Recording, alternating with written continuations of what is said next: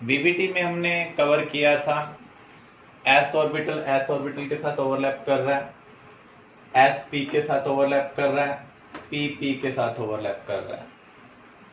तो हम यहाँ पर एस एस, एस पी और पी पी ओवरलैप ऑब्जर्व कर रहे हैं। क्या इन सभी बॉन्ड की स्ट्रेंथ एक जैसी होगी? जो बॉन्ड स्ट्रेंथ होती है वो किसके ऊपर डिपेंड करती है? Directional nature of orbital. जिस ऑर्बिटल का डायरेक्शन नेचर जितना ज्यादा होगा वो उतना इनसाइड आ सकता है। तो पी ऑर्बिटल का डायरेक्शन नेचर ज्यादा है तो वो इनसाइड में ज्यादा एंटर कर सकता है, यानी ओवरलैपिंग जो रीजन होगा वो बड़ा होगा। तो एस एस ओवरलैप के कंपेरिजन में एस पी ओवरलैप का जो ओवरलैपिंग रीजन है वो बिगर है। ऐसे ही पीपी ओवरलैप का जो ओवरलैपिंग रीजन होगा वो बिगर होगा। तो जितना ज्यादा ओवरलैपिंग रीजन होता है उतनी ज्यादा बॉन्ड की स्ट्रेंथ होती है। तो यहां पर हम ये कह सकते हैं bond strength directly proportional to directional nature of orbitals. Next topic, type of covalent bonds on the basis of overlap. दो टाइप के बॉन्ड होते हैं, सिग्मा एंड पाई बॉन्ड। अगर ओवरलैपिंग रीजन इंटरन्यूक्लियर एक्सिस के ऊपर लाई करे तो ऐसे बॉन्ड को हम कहेंगे सिग्मा बॉन्ड। जब एस ऑर्बिटल और एस ऑर्बिटल ओवरलैप करते हैं तो उस केस में आप देख सकते हैं जो ओवरलैपिंग रीजन है वो इंटरन्यूक्लियर एक्सिस के ऊपर लाई कर रहा है।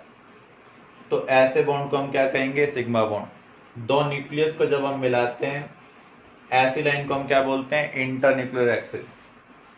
हाइड्रोजन और क्लोरीन में S के पास अनपेयर्ड ऑर्बिटल है, P के पास अनपेयर्ड ऑर्बिटल है, तो अनपेयर्ड ऑर्बिटल ओवरलैप कर रहे हैं। यहां पर जो ओवरलैपिंग रीजन है आप देख सकते हैं इंटरन्यूक्लियर एक्सिस के ऊपर लाई कर रहा है। तो ऐसी ओवरलैप को हम क्या कहेंगे? Axial overlap. और एक्सियल ओवरलैप से जो बॉन्ड बनता है उसे हम क्या बोलते हैं? सिग्मा बॉन्ड, या फिर हम इसे हेड टू हेड ओवरलैप भी बोलते हैं। ऐसे ही क्लोरीन क्लोरीन क्लोरीन के पास भी अनपेयर्ड पी ऑर्बिटल है, तो दोनों के अनपेयर्ड पी ऑर्बिटल ओवरलैप कर रहे हैं। तो यहां पर भी जो ओवरलैपिंग हो रही है उसमें ओवरलैपिंग रीजन इंटरन्यूक्लियर एक्सिस के ऊपर लाई कर रहा है। तो यहां पर जो बॉन्ड बन रहा है वो सिग्मा बॉन्ड बन रहा है। और जब भी सिग्मा बॉन्ड बनेगा जो इलेक्ट्रॉन क्लाउड होगा वो इंटरन्यूक्लियर एक्सिस के अराउंड सिमेट्रिकल होगा। तो यहां पर भी आप देख सकते हैं इंटरन्यूक्लियर एक्सिस के अराउंड क्या है? सिमेट्रिकल है, अगर आप थ्री डायमेंशनली देखें।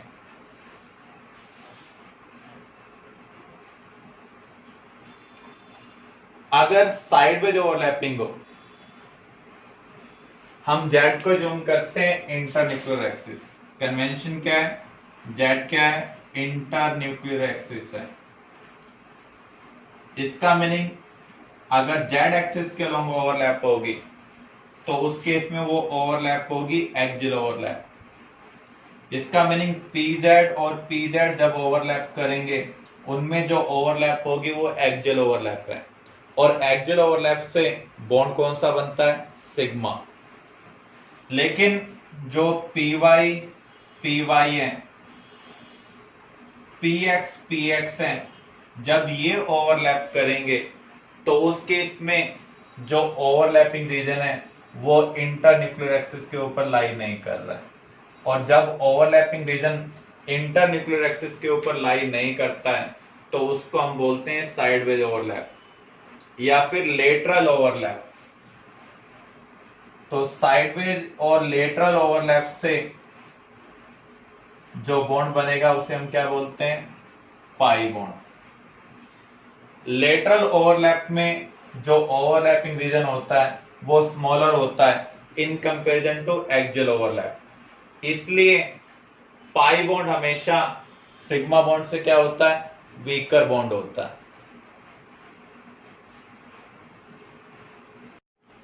Difference between sigma and pi bond. जो बॉन्ड एक्सियल ओवरलैप से बने, हेड ऑन ओवरलैपिंग से बने, उसे हम क्या कहेंगे? Sigma bond. एस एस के साथ जब ओवरलैप करता है तो हेड ऑन ओवरलैपिंग होती है।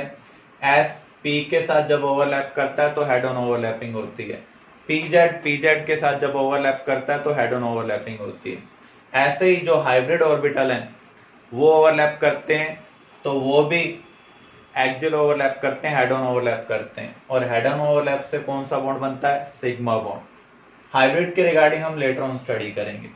जो साइडवेज या लेटरल ओवरलैप से बनता है या फिर अनहाइब्रिडाइज ऑर्बिटल से जो बॉन्ड बनता है उसमें लेटरल ओवरलैपिंग होती है, उस बॉन्ड को हम क्या कहेंगे? Pi bond.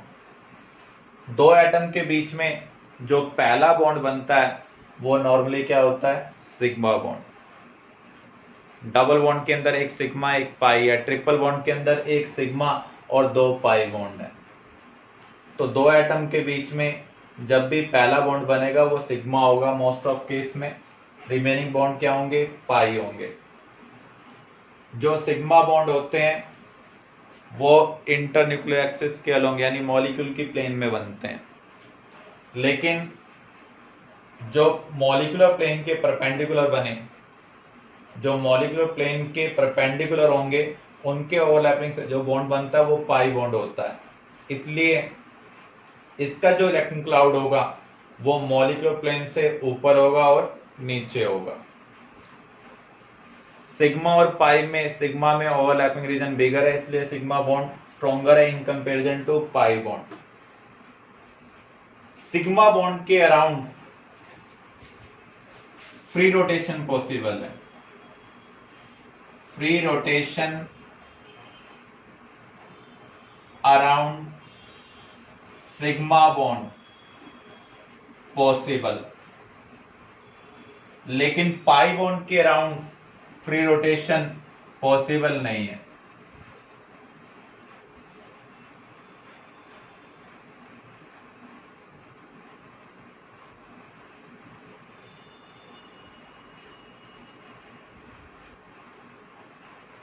इसका क्या रीजन है? हमारे पास एक रोड है जिसमें हमने दो व्हील फिट कर दिए हैं। ये व्हील अकेला फ्रीली रोटेट कर सकता है, इसे हम बोलते हैं फ्री रोटेशन। तो जब दो एटम के बीच में सिग्मा बॉन्ड बनता है तो आप ये कह सकते हैं व्हील को हम सेंटर से एक रोड के अंदर फिट कर रहे हैं, तो एक व्हील फ्रीली रोटेट कर पा रहा है। लेकिन जब हम पाई बॉन्ड बनाएंगे तो उस केस में पहले तो सिग्मा बॉन्ड होगा, फिर क्या होगा? पाई बॉन्ड होगा। अब अकेला व्हील कभी भी रोटेट नहीं कर पाएगा, आपको इसको एज ए ग्रुप रोटेट करना है। आप ये कह रहे हैं व्हील को हमने सेंटर से तो कनेक्ट किया हुआ है, साथ में यहां से और किसी रोड की हेल्प से वेल्ड कर दिया है, तो अब ये व्हील अकेला रोटेट नहीं कर सकता है, ये एज ए ग्रुप रोटेट करेगा, तो यहां पर फ्री रोटेशन पॉसिबल नहीं है। सिग्मा बॉन्ड अकेले एग्जिस्ट कर सकता है, विदाउट पाई बॉन्ड एग्जिस्ट कर सकता है, लेकिन pi bond normally without sigma bond exist नहीं करते। How many sigma and pi bonds are present in benzene molecule? Benzene की स्ट्रक्चर क्या है? अल्टरनेट पोजीशन पर कार्बन कार्बन में डबल बॉन्ड है, हर कार्बन के साथ एक हाइड्रोजन कनेक्ट है। तो यहां पर बेंजीन का फार्मूला है C6H6, 6 कार्बन हेक्सागन बना रहे हैं, अल्टरनेट पोजीशन पर डबल बॉन्ड है, हर कार्बन के साथ हाइड्रोजन सिंगल बॉन्ड के थ्रू कनेक्टेड है। तो यहां पर 6 कार्बन हाइड्रोजन सिंगल बॉन्ड है और 6 कार्बन कार्बन बॉन्ड भी है। तो यहां पर टोटल सिग्मा बॉन्ड कितने होंगे? 12 होंगे। लेकिन तीन जगह कार्बन कार्बन बॉन्ड डबल है, डबल बॉन्ड में एक सिग्मा होता है और एक पाई है, तो यहां पर 3 कार्बन कार्बन डबल बॉन्ड है जिसमें 3 पाई बॉन्ड होंगे। सिग्मा बॉन्ड हम ऑलरेडी कंसिडर कर चुके हैं, 6 कार्बन कार्बन बॉन्ड है, तो यहां पर 6 कार्बन हाइड्रोजन बॉन्ड है इसलिए 12 सिग्मा बॉन्ड है, 3 डबल बॉन्ड है, हर डबल बॉन्ड में एक पाई बॉन्ड है, इसलिए टोटल पाई बॉन्ड कितने होंगे? 3 होंगे। अब आपको इथेन, इथीन, इथाइन, इनके अंदर नंबर ऑफ सिग्मा और पाई बॉन्ड निकालने हैं। इथेन क्या है? C2H6, ethene C2H4, ethyne C2H2। तो इथेन की स्ट्रक्चर हमें बनानी है। दोनों कार्बन में हाइड्रोजन इक्वली डिवाइड कर लें।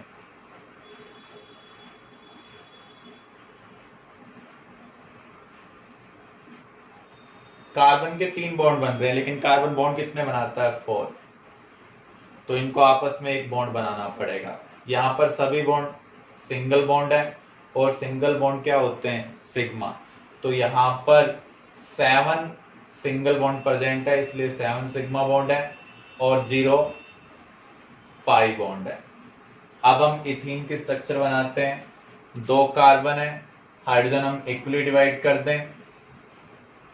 अगर हम हाइड्रोजन इक्वली डिवाइड करते हैं तो उस केस में कार्बन के 2 बॉन्ड बन रहे हैं, हमें 2 बॉन्ड और बनाने हैं, तो ये आपस में डबल बॉन्ड बना लेंगे। तो यहाँ पर आप सिग्मा बॉन्ड काउंट करें, 1 2, डबल में एक सिग्मा होगा, 3 4 5, तो यहाँ पर 5 सिग्मा बॉन्ड है और एक पाई बॉन्ड है। नेक्स्ट मॉलिक्यूल है इथाइन। हाइड्रोजन इक्वली डिवाइड करते हैं, हाइड्रोजन क्या बनाते हैं? Single bond.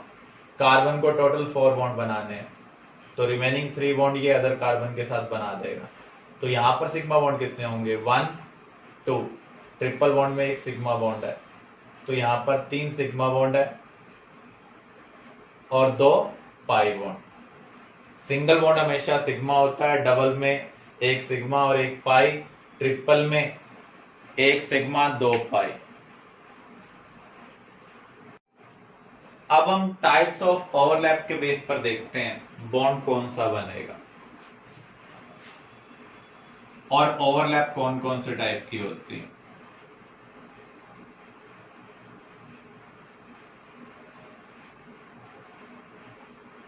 इसके वेव फंक्शन का साइन प्लस है और इसके वेव फंक्शन का साइन भी क्या है? प्लस। इसका मीनिंग क्या होगा? दोनों के वेव फंक्शन की डायरेक्शन सेम है। अगर मैं यहाँ पर माइनस माइनस भी लिख देता तो इसका मीनिंग दोनों के वेव फंक्शन की डायरेक्शन क्या है? सेम है। जब डायरेक्शन सेम होती है तो उस केस में वेव्स ऐड होती हैं। तो ऐड होने पर क्या होगा?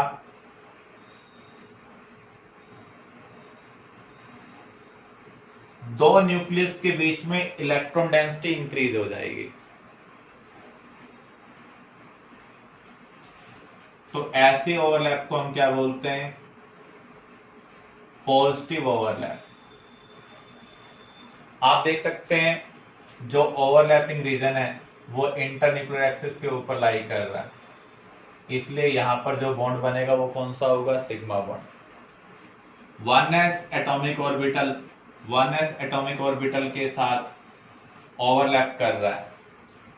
एक पॉसिबिलिटी है वेव फंक्शन का साइन सेम हो, या तो प्लस प्लस या फिर माइनस माइनस, तो उस केस में जो ओवरलैप होगी वो पॉजिटिव ओवरलैप होगी। पॉजिटिव ओवरलैप में बॉन्ड बनेगा क्योंकि यहां पर एक्सियल ओवरलैप हो रही है, तो सिग्मा बॉन्ड बन रहा है। इस ऑर्बिटल को हम कहेंगे molecular orbital. Molecular orbital 2 type के होते हैं, बॉन्डिंग मॉलिक्यूलर ऑर्बिटल जो बॉन्डिंग को सपोर्ट करते हैं। तो यहां पर क्योंकि वेव फंक्शन का साइन सेम है इसलिए यहां पर पॉजिटिव ओवरलैप हो रही है, मींस इलेक्ट्रॉन डेंसिटी पहले के कंपैरिजन में 2 न्यूक्लियस के बीच में इंक्रीज हो रही है। इसका मीनिंग क्या है? एक एटॉमिक ऑर्बिटल में जो इलेक्ट्रॉन्स हैं 2 न्यूक्लियस के बीच में कितने ज्यादा विजिट कर रहे थे, उसके कंपैरिजन में अब ज्यादा विजिट करेंगे। अगर ज्यादा विजिट करेंगे तो अट्रैक्शन ज्यादा होगा।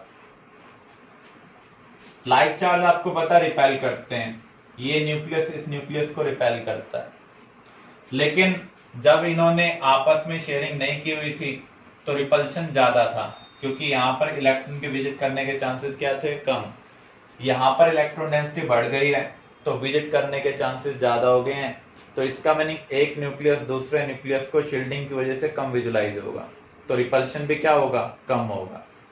तो जब पॉजिटिव ओवरलैप होती है तो उस केस में अट्रैक्शन इंक्रीज होता है। अट्रैक्शन क्यों इंक्रीज हो रहा है? क्योंकि electron density between nucleus increase हो गई है in comparison to participating atomic orbitals in overlap.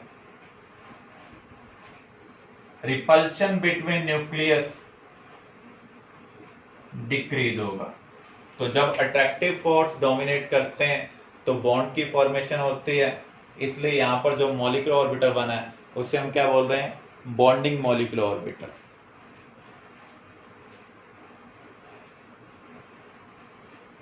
अगर वेव फंक्शन का साइन सेम नहीं होता, एक प्लस है और दूसरा क्या है? माइनस, इसका मीनिंग इनकी डायरेक्शन अपोजिट है।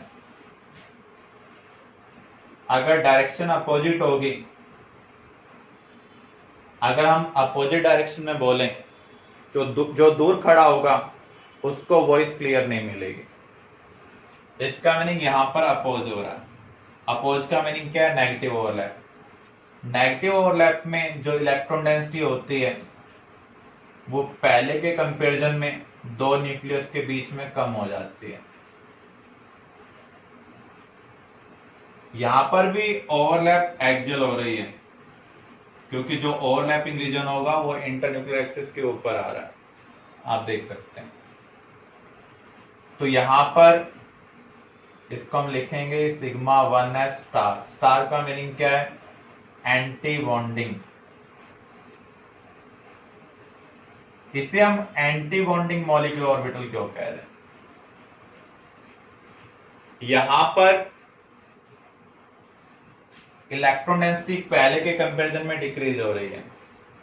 इसका मीनिंग जो अट्रैक्शन है वो पहले के कंपैरिजन में डिक्रीज होगा। अब एक न्यूक्लियस दूसरे न्यूक्लियस को आसानी से विजुलाइज होगा, तो रिपल्शन क्या हो रहा है? इंक्रीज। तो जब रिपल्शन इंक्रीज होता है, अट्रैक्शन डिक्रीज होता है, तो बॉन्ड नहीं बनता है। ऐसे कॉम्बिनेशन को हम क्या कहेंगे?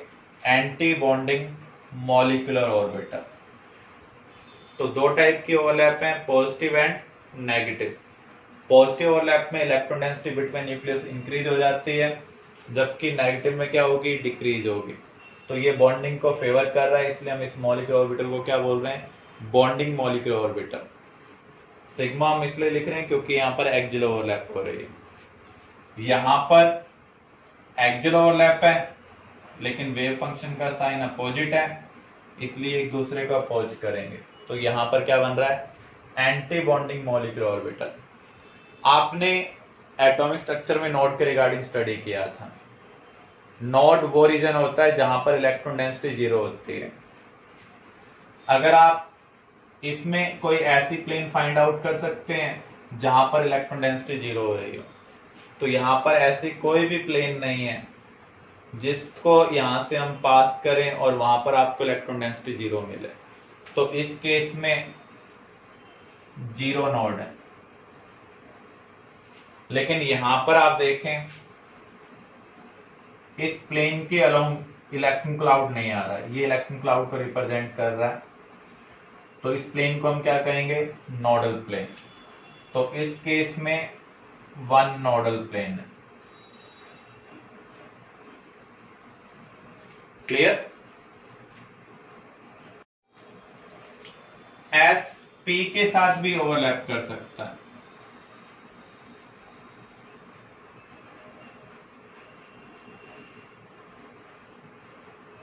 पी में तीन टाइप के ऑर्बिटल हैं, P Z, P X, P Y.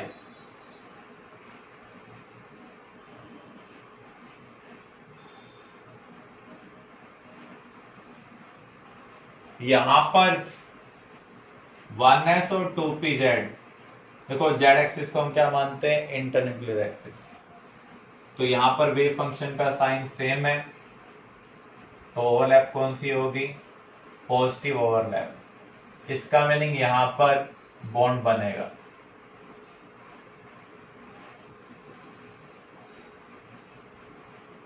आपके एग्जाम में ऐसी रिप्रेजेंटेशन दी हो सकती है, आपसे पूछा जा सकता है किस केस में बॉन्ड की फॉर्मेशन होगी और किस केस में नहीं होगी। क्या एस पी एक्स या पी वाई के साथ बॉन्ड की फॉर्मेशन करेगा या नहीं?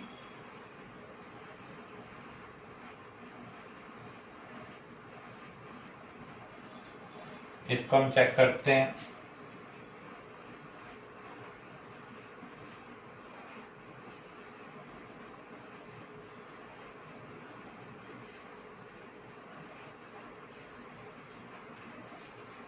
इसका भी साइन प्लस, इसका भी साइन प्लस,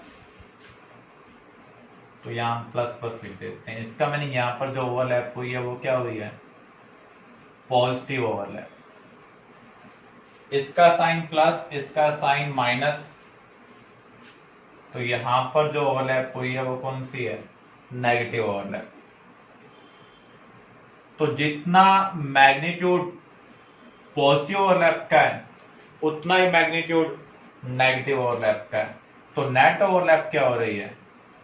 जीरो। जितना ये बॉन्ड फॉर्मेशन को फेवर कर रहा है उतना ही ये बॉन्ड फॉर्मेशन को अपोज कर रहा है, तो नेट ओवरलैप क्या होगी? जीरो। तो इसे हम क्या कहेंगे? Zero overlap. इसका मीनिंग क्या है?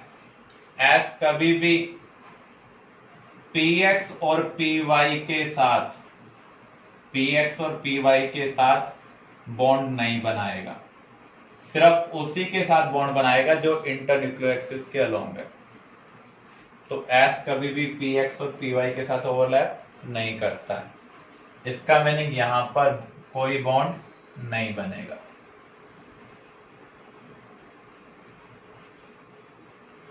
क्लियर?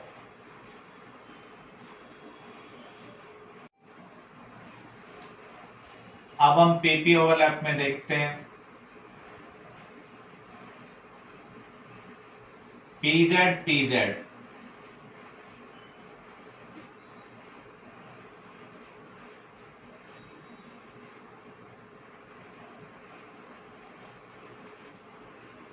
जिनकी लॉस इंटरन्यूक्लियर एक्सिस के अलोंग है, ये न्यूक्लियस है, ये लॉस है, तो यहां पर वेव फंक्शन का साइन सेम है, जो एंड कोलाइड करने जा रहे हैं, मर्ज होने जा रहे हैं, तो यहां पर जो ओवरलैप होगी वो क्या होगी? पॉजिटिव ओवरलैप होगी। ऐसा भी हो सकता है यहां साइन माइनस हो, यहां भी क्या हो? माइनस, इधर प्लस हो, इधर प्लस हो। अगर मर्ज होने वाले रीजन का साइन सेम है तो पॉजिटिव ओवरलैप होगी। साइन ये रिप्रेजेंट करता है इलेक्ट्रॉन किस डायरेक्शन में जा रहा है। तो यहां पर क्योंकि पॉजिटिव ओवरलैप है तो electron density between nucleus increase हो जाएगी। मेलोडी, क्योंकि यहां पर एक्सियल ओवरलैप हुई है तो बॉन्ड कौन सा बनेगा? सिग्मा। तो इसे हम क्या कहेंगे? Sigma 2pz। ये भी बॉन्डिंग मॉलिक्यूलर ऑर्बिटल है क्योंकि इलेक्ट्रॉन डेंसिटी बिटवीन न्यूक्लियस क्या हो रही है? इंक्रीज हो रही है। अब हम सेकंड केस कंसीडर करते हैं जहां मर्ज होने वाले का साइन सेम नहीं है।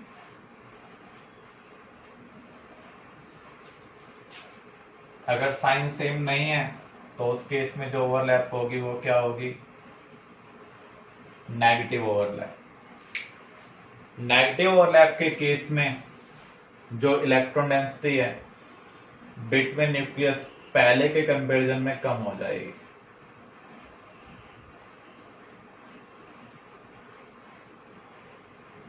तो डंबल टाइप का पैटर्न था, ये डंबल हमने छोटा कर दिया, दूर वाले का बढ़ा दिया।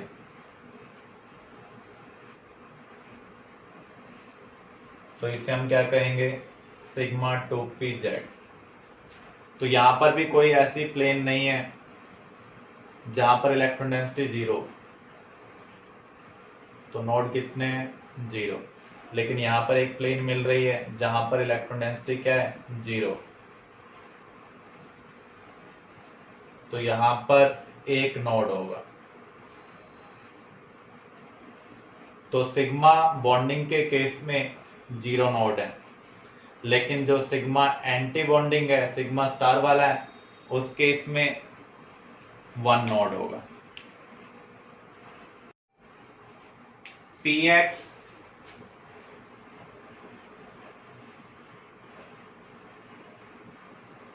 के साथ जब ओवरलैप करेगा,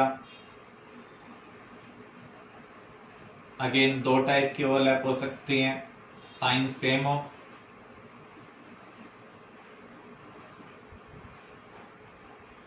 देखो यहां पर जो ओवरलैपिंग रीजन है वो इंटरन्यूक्लियर एक्सिस के ऊपर है या फिर नीचे है, लेकिन जो मर्ज होने वाले रीजन है साइन सेम है, इसलिए ओवरलैप क्या होगी, पॉजिटिव। अब जो ओवरलैपिंग रीजन है वो इंटरन्यूक्लियर एक्सिस के ऊपर नहीं है, उससे ऊपर है और उससे नीचे।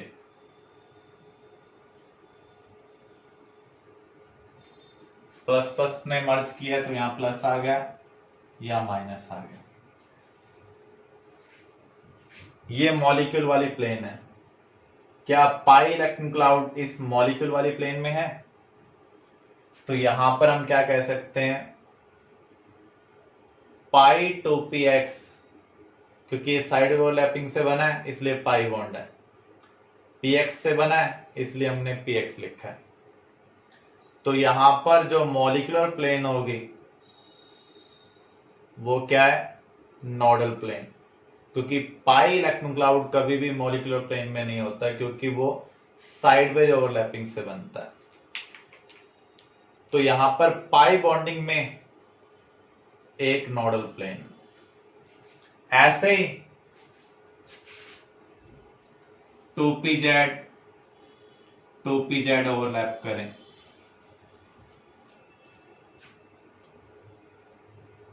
अब हम सेकंड केस कंसिडर कर रहे हैं इसमें।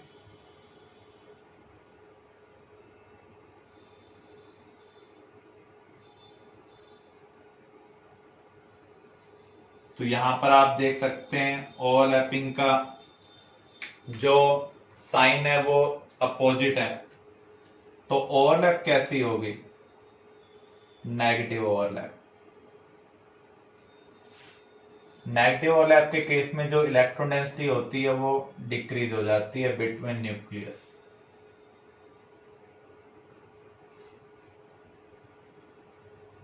तो आप देख रहे हैं ये न्यूक्लियस से फार अवे जा रहे हैं, तो इसे हम क्या कहेंगे, pi two p x anti bonding. यहां पर मॉलिक्यूलर प्लेन भी नोडल प्लेन है, साथ में ये प्लेन भी क्या है, nodal plane.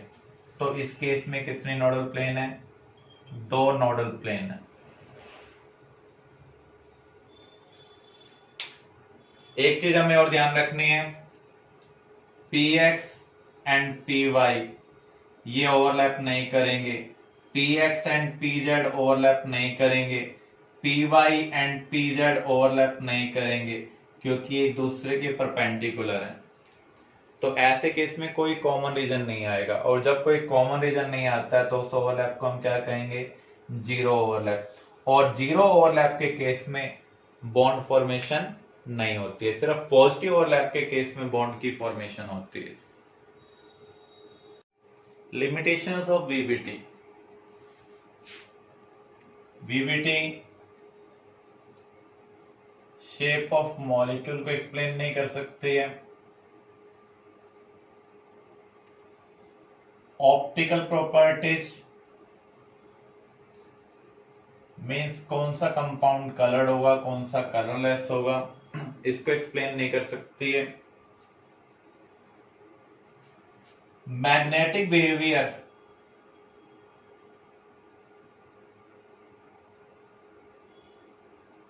Of O2 practical ने फाइंड आउट किया पैरामैग्नेटिक है,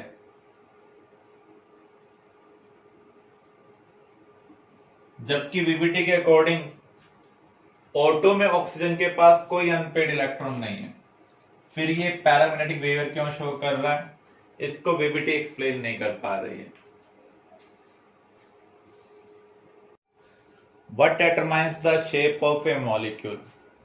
किसी भी कोवलेंट मॉलिक्यूल में सेंट्रल एटम के अराउंड बॉन्ड पेयर प्रेजेंट होते हैं, लोन पेयर प्रेजेंट होते हैं। ये जो बॉन्ड पेयर लोन पेयर है ये लोकलाइज्ड हैं, फिक्स्ड हैं बिटवीन एटम्स और एट एटम। ये सब नेगेटिव चार्ज कैरी कर रहे हैं तो ये एक दूसरे को रिपेल करेंगे, और जब भी रिपल्शन इंक्रीज होता है तो मॉलिक्यूल की एनर्जी इंक्रीज होती है। तो अपने एनर्जी को मिनिमाइज करने के लिए मॉलिक्यूल अपने लोन पेयर और बॉन्ड पेयर को एक पार्टिकुलर डायरेक्शन में ओरिएंट करता है ताकि रिपल्शन क्या हो जाए, मिनिमाइज हो जाए। उसके कोरस्पॉन्डिंग स्पेस में जो अरेंजमेंट होगी that decide shape of a molecule. Ionic और कोवलेंट बॉन्ड में डिफरेंस क्या? आयनिक बॉन्ड नॉन डायरेक्शनल होते हैं, पॉजिटिव नेगेटिव कहीं से भी एक दूसरे को अट्रैक्ट कर सकते हैं, लेकिन जो कोवलेंट बॉन्ड होते हैं वो डायरेक्शनल होते हैं, अपनी एनर्जी को मिनिमाइज करने के लिए एक पार्टिकुलर डायरेक्शन में ओरिएंट होते हैं और जो मॉलिक्यूल की शेप और ज्योमेट्री को डिसाइड करते हैं। इसके लिए हम एक थ्योरी कवर करने जा रहे हैं, valence shell electron pair repulsion theory. तो किसी भी मॉलिक्यूल में सेंट्रल एटम के around lone pair bond pair है, ये लोकलाइज्ड है, ये एक दूसरे को रिपेल करते हैं। रिपल्शन को मिनिमाइज करने के लिए ये एक पार्टिकुलर डायरेक्शन में ओरिएंट हो रहे हैं, तो उसके कोरस्पॉन्डिंग जो हमें स्पेस में पैटर्न मिलेगा that is geometry of the molecule. In CCl4 carbon के अराउंड 4 क्लोरीन एटम अरेंज्ड है। मिनिमम रिपल्शन के कोरस्पॉन्डिंग ये पैटर्न बन रहा है, इसे हम टेट्राहेड्रल कह रहे हैं। टेट्राहेड्रल का मीनिंग क्या होता है? जिसके 4 फेस हों। अगर आप इन तीनों को मिला देंगे तो एक फेस बन रहा है, ऐसे इन तीनों को मिलाएंगे तो दूसरा फेस मिल रहा है, ऐसे इन तीनों को मिलाएंगे तो तीसरा फेस मिलेगा, इन तीनों को मिलाएंगे तो चौथा फेस मिल रहा है। तो आप देख सकते हैं ये पैटर्न बन रहा है, तो इसको हम क्या कहेंगे? Tetrahedral pattern. अब यहां पर NH3 की लेवल स्ट्रक्चर क्या है? नाइट्रोजन हाइड्रोजन के बीच में सिंगल बॉन्ड है और नाइट्रोजन ने 3 इलेक्ट्रॉन बॉन्डिंग में यूज किए हैं, 2 इलेक्ट्रॉन जो बच गए वो क्या है? Lone pair. स्पेस में मिनिमम रिपल्शन के कोरस्पॉन्डिंग ये पैटर्न बन रहा है, ये टेट्राहेड्रल पैटर्न है क्योंकि यहां पर कितने फेस हैं? 4 फेस हैं। तो जिसके 4 फेस होंगे उसे हम क्या कहेंगे? Tetrahedral pattern. लेकिन लोन पेयर कभी भी मॉलिक्यूल की शेप को डिसाइड नहीं करते हैं, सिर्फ बॉन्ड पेयर मॉलिक्यूल की शेप को डिसाइड करते हैं। तो मॉलिक्यूल की शेप क्या है? ये है, एक पिरामिड बन रहा है जिसका बेस क्या है? ट्रायंगुलर है। देखो ये ऊपर की ओर है, ये तीनों सरफेस पर है, तो इन तीनों को अगर आप कंबाइन करेंगे तो उस केस में ट्रायंगुलर पैटर्न बन रहा है। ऊपर से जब आप कनेक्ट करते हैं तो पिरामिड का पैटर्न बनेगा, इसलिए हम इसको क्या बोल रहे हैं? Trigonal pyramidal. तो आपको ध्यान रखना है लोन पेयर बॉन्ड पेयर को कंबाइन कर आपको ज्योमेट्री मिलती है, लेकिन शेप आपको किससे मिलेगी? सिर्फ बॉन्ड पेयर का यूज कर।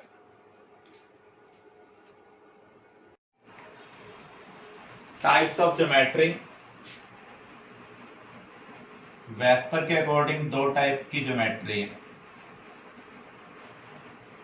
Regular geometry, irregular geometry.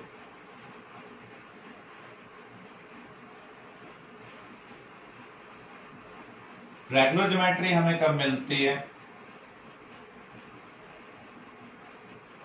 जब सेंट्रल एटम के पास कोई लोन पेयर ना हो, सभी सराउंडिंग एटम्स क्या हो? सेम हो। आप ये भी कह सकते हैं अगर मॉलिक्यूल में रिजल्टेंट फोर्स को हम म्यू से रिप्रेजेंट कर रहे हैं, अगर वो 0 हो तो ज्योमेट्री क्या होगी? रेगुलर होगी। अगर रिजल्टेंट फोर्स मॉलिक्यूल के ऊपर नॉट इक्वल टू 0 तो उस केस में जो ज्योमेट्री होगी वो होगी irregular. For example BCl2। Beryllium के पास 2 वैलेंस इलेक्ट्रॉन है, इसने क्लोरीन के साथ इलेक्ट्रॉन की शेयरिंग की,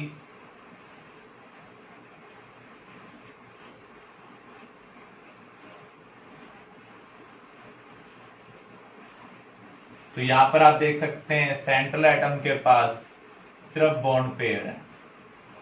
2 एटम के बीच में जो शेयर्ड इलेक्ट्रॉन पेयर होगा उसे हम क्या कहेंगे, बॉन्ड पेयर। यहां पर कोई भी लोन पेयर नहीं है, तो इसकी जो ज्योमेट्री होगी वो क्या होगी, रेगुलर ज्योमेट्री होगी। तो यहां पर जो रिजल्टेंट फोर्स बनेगा 2 वेक्टर का वो 0 होगा। बेरिलियम और क्लोरीन में से ज्यादा इलेक्ट्रोनेगेटिव है क्लोरीन, तो यहां पर एक इलेक्ट्रोनेगेटिविटी डिफरेंस की वजह से फोर्स क्रिएट होगा, इधर भी एक फोर्स क्रिएट होगा। दोनों वेक्टर की जो डायरेक्शन है वो अपोजिट है, तो रिजल्टेंट क्या होगा, 0 होगा, क्योंकि मैग्नीट्यूड क्या है, सेम। NH3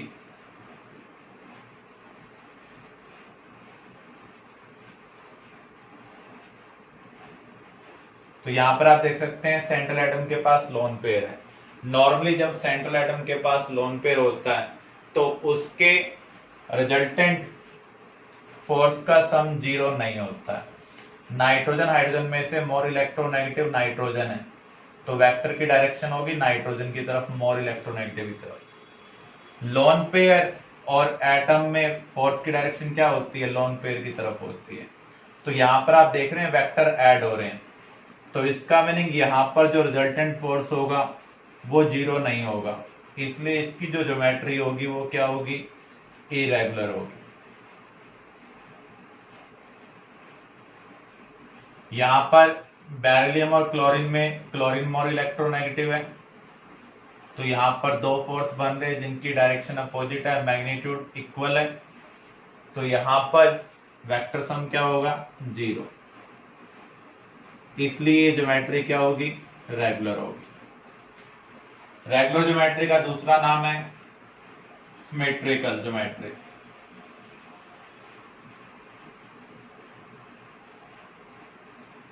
और इसे हम क्या कहेंगे, unsymmetrical.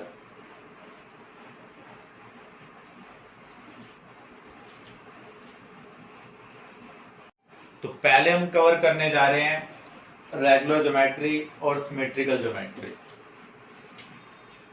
Type AB2,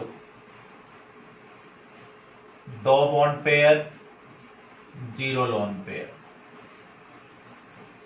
for example BCl2, अगर आप बेरिलियम के पास लोन पेयर बॉन्ड पेयर निकालें तो जितने सराउंडिंग एटम होंगे उतने ही बॉन्ड पेयर होंगे। बेरिलियम के पास 2 वैलेंस इलेक्ट्रॉन है, दोनों इलेक्ट्रॉन इसने क्लोरीन के साथ शेयरिंग में यूज कर लिए हैं, इसलिए 0 लोन पेयर। तो बॉन्ड पेयर अपने रिपल्शन को मिनिमाइज करने के लिए, क्योंकि ये भी इलेक्ट्रॉन पेयर है, इनके पास नेगेटिव चार्ज है, ये एक दूसरे के अपोजिट चले जाएंगे, तो उस केस में रिपल्शन मिनिमम हो जाएगा। अब आप देख सकते हैं ये सभी एटम्स एक लाइंस में अरेंज्ड है, इसलिए इसे हम क्या कहेंगे, लीनियर। बॉन्ड पेयर के बीच में जो एंगल होता है उसे हम बोलते हैं बॉन्ड एंगल। तो यहां पर बॉन्ड एंगल क्या है, 180 डिग्री।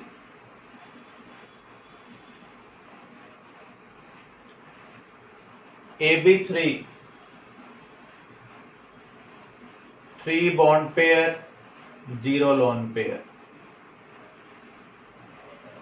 बोरॉन के पास 3 वैलेंस इलेक्ट्रॉन है, 3 फ्लोरीन के साथ ये अपने इलेक्ट्रॉन शेयरिंग में यूज कर रहा है, कोई भी इलेक्ट्रॉन नहीं बचा तो 0 लोन पेयर। जितने सराउंडिंग एटम होंगे उतने ही बॉन्ड पेयर होंगे, तो यहाँ 3 बॉन्ड पेयर, 0 लोन पेयर है।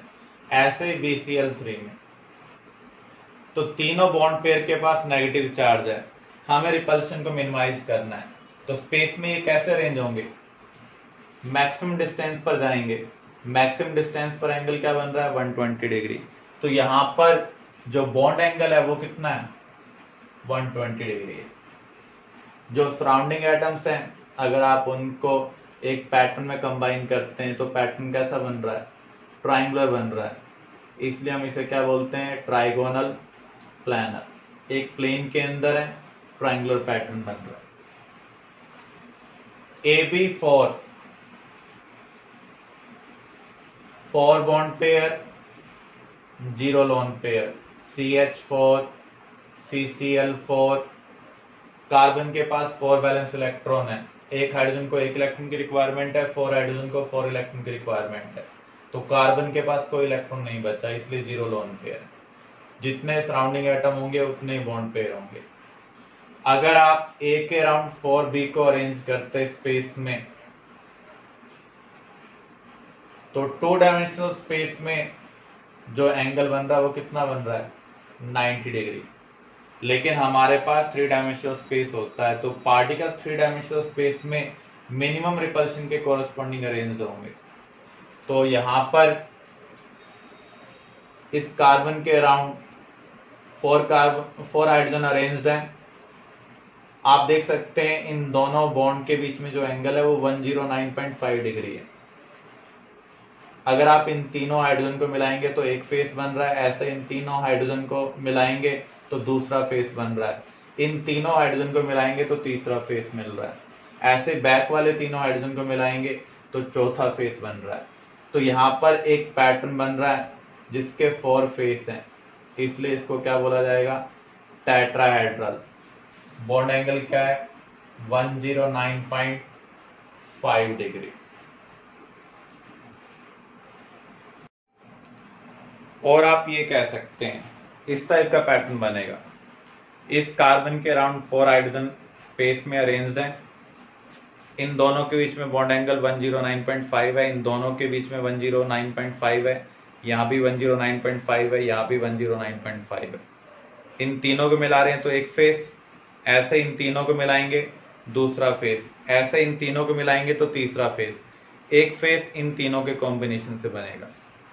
तो यहाँ पर टोटल 4 फेस बन रहे हैं, इसलिए इस ज्योमेट्री को हम क्या बोल रहे हैं, टेट्राहेड्रल। डायमंड में एक कार्बन के अराउंड 4 कार्बन किस पैटर्न में अरेंज थे, टेट्राहेड्रल पैटर्न में। PCl5, यहां पर अगर हम देखें तो 5 सराउंडिंग एटम है, इसका मीनिंग 5 बॉन्ड पेयर है। फास्फोरस के पास 5 वैलेंस इलेक्ट्रॉन होते हैं, एक क्लोरीन को 1 चाहिए, 5 क्लोरीन को 5 चाहिए, तो यहां पर एक भी इलेक्ट्रॉन ऐसा नहीं बचा जो बॉन्डिंग में यूज ना हो रहा हो, इसलिए 0 लोन पेयर है। तो यहां पर फास्फोरस सेंट्रल एटम है, इसके अराउंड 3 क्लोरीन हॉरिजॉन्टल प्लेन में है, और हॉरिजॉन्टल प्लेन को हम बोलते हैं इक्वेटोरियल प्लेन। हॉरिजॉन्टल को हम क्या बोलते हैं, इक्वेटोरियल। एक Cl वर्टिकल अप है, एक Cl वर्टिकल डाउन है, तो इसे हम कहेंगे एक्सियल बॉन्ड। हॉरिजॉन्टल वाले बॉन्ड को हम क्या बोल सकते हैं, इक्वेटोरियल बॉन्ड। तो यहां पर एक बेस बन रहा है जिसका पैटर्न है ट्राइंगुलर। एक Cl ऊपर है तो ऊपर से एक पिरामिड बनेगा, एक Cl नीचे है तो इन तीनों को जब आप इस Cl के साथ कनेक्ट करेंगे तो एक पिरामिड नीचे बनेगा, इसलिए इस ज्योमेट्री का नाम है ट्राइगोनल बाई पिरामिडल। बाई का मीनिंग क्या होता है, 2।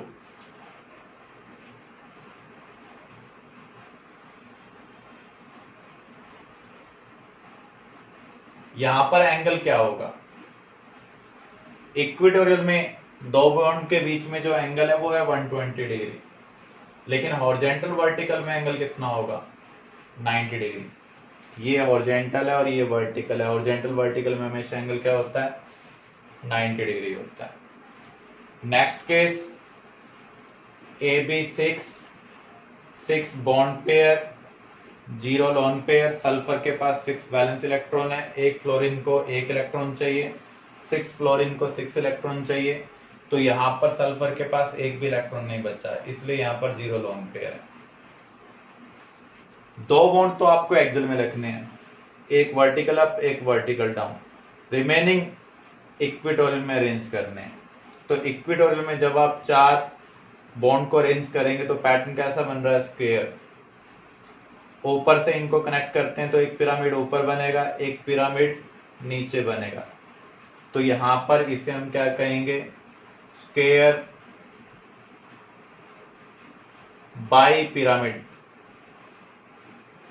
बाई पिरामिडल, क्योंकि एक पिरामिड ऊपर बन रहा है और एक पिरामिड नीचे। इसके फेस कितने बनेंगे, टोटल 8 बनेंगे, क्योंकि आप इसको इन दोनों से कनेक्ट कर रहे हैं तो एक फेस यहां पर बन रहा है। ऐसा ही फेस इसके साथ बनेगा, ऐसे इधर बनेगा, ऐसे इधर बनेगा। तो टोटल 4 फेस ऊपर बन रहे हैं, 4 फेस नीचे बन रहे हैं। तो यहां पर टोटल फेस कितने बन रहे हैं, 8। इसलिए इसको हम क्या बोल रहे हैं, ऑक्टाहेड्रल। यहां पर बॉन्ड एंगल क्या होगा, 90 डिग्री। हॉरिजॉन्टल वर्टिकल में भी 90 डिग्री है, और इन दोनों बॉन्ड के बीच में जो एंगल होगा 360 को हमें 4 इक्वल पार्ट में डिवाइड करना है। इक्वेटोरियल को अगर हम देखें तो वहां पर 1/4 पार्ट क्या होगा, 90। इसलिए सभी बॉन्ड एंगल यहां पर क्या है, 90 डिग्री है। नेक्स्ट है AB7, 7 bond pair, 0 lone pair.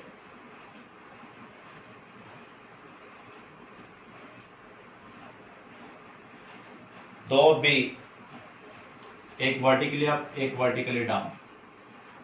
बाकी 5 बी को हमें इक्वेटोरियल प्लेन में अरेंज करना है। इस तरीके से अरेंज करना है ताकि रिपल्शन मिनिमम हो। तो यहां पर आप देख सकते हैं बेस कैसा बन रहा है, पेंटागोनल। अगर आप इस बी के साथ इन सबको कनेक्ट करेंगे तो एक पिरामिड ऊपर बनेगा। ये कोई बॉन्ड नहीं है, हम सिर्फ स्पेस में अरेंजमेंट को इमेजिन कर रहे हैं। तो एक पिरामिड ऊपर बन रहा है, एक पिरामिड नीचे। तो इसे हम क्या कहेंगे, पेंटागोनल बाई पिरामिडल।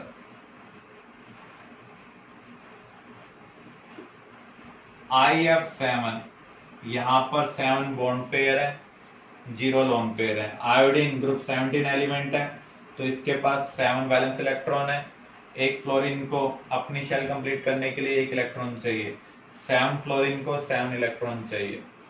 तो यहाँ पर कोई भी इलेक्ट्रॉन नहीं बचा, इसलिए लोन पेयर यहाँ पर क्या आ रहे हैं, 0। बॉन्ड पेयर कितने हैं, 7। तो यहाँ पर जो पैटर्न बन रहा है वो क्या है, पेंटागोनल बाइपिरामिडल। बॉन्ड एंगल क्या होगा अगर आप 360 डिग्री को 5 इक्वल पार्ट में डिवाइड करते हैं, तो 72 डिग्री। हॉरिजॉन्टल वर्टिकल में एंगल क्या होता है, 90 डिग्री। आपसे क्वेश्चन पूछा जा सकता है,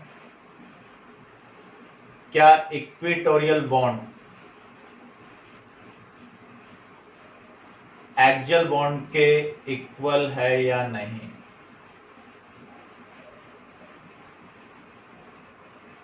टीबीपी में, स्क्वायर बाइपिरामिडल में, या हम कह सकते हैं ऑक्टाहेड्रल।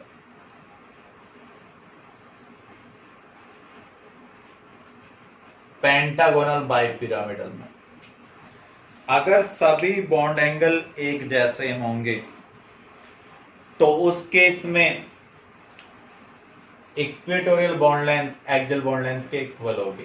स्क्वायर बाइपिरामिडल में अगर आप देखें, इक्वेटोरियल बॉन्ड के बीच में एंगल 90 डिग्री है, इक्वेटोरियल एक्सियल के बीच में भी एंगल क्या है, 90 डिग्री, क्योंकि यहां पर सभी बॉन्ड एंगल एक जैसे हैं। तो इस केस में इक्वेटोरियल और एक्सियल बॉन्ड लेंथ सेम होगी। लेकिन यहां पर अगर आप देखें ट्राइगोनल बाइपिरामिडल में बेस ट्राइंगुलर है, तो आपको 2 डायमेंशनल स्पेस को 3 इक्वल पार्ट में डिवाइड करना है। तो एंगल क्या है, 120 डिग्री।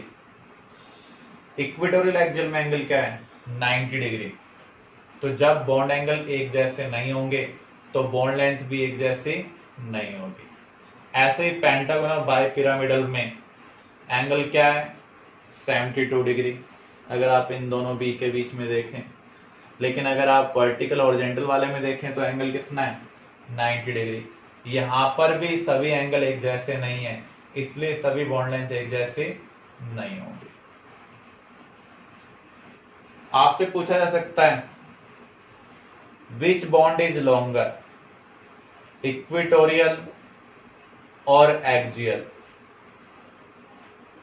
आपको ये ध्यान रखना है, जो स्मॉलर एंगल वाला बॉन्ड होगा वो लॉन्गर होगा।